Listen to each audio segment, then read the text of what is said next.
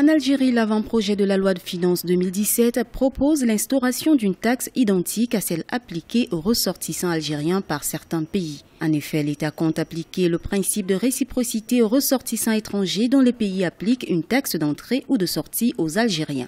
L'exécutif tunisien, c'est-à-dire le gouvernement de l'époque, a proposé au Parlement de faire passer dans la loi de finances une taxe pour chaque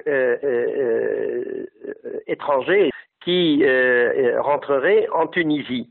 Donc l'Algérie, qui a une longue tradition d'application des procédures qui sont appliquées à ses citoyens, elle applique aussi les mêmes mesures pour les autres. Cette réciprocité commence avec la Tunisie. L'Algérie propose dans son avant-projet de la loi de finances 2017 l'instauration d'une taxe d'entrée de 2000 dinars algériens aux ressortissants tunisiens, soit environ 16 €.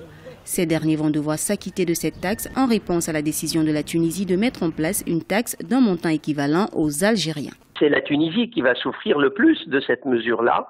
Elle ne amène pas dans les caisses de l'État de montants significatifs. Et puis, au-delà de la valeur financière, il y a la valeur psychologique et puis la valeur humaine.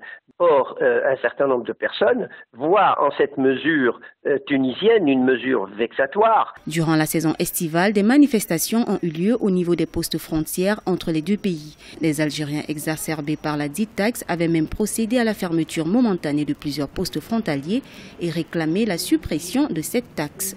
La Tunisie a également bloqué les exportations algériennes de pommes de terre vers la Tunisie, ce qui a suscité la colère des opérateurs algériens. Toutefois, les autorités algériennes ont décidé d'appliquer le système de réciprocité tout en laissant la porte de dialogue ouverte avec les autorités tunisiennes dans l'objectif d'annuler cette taxe.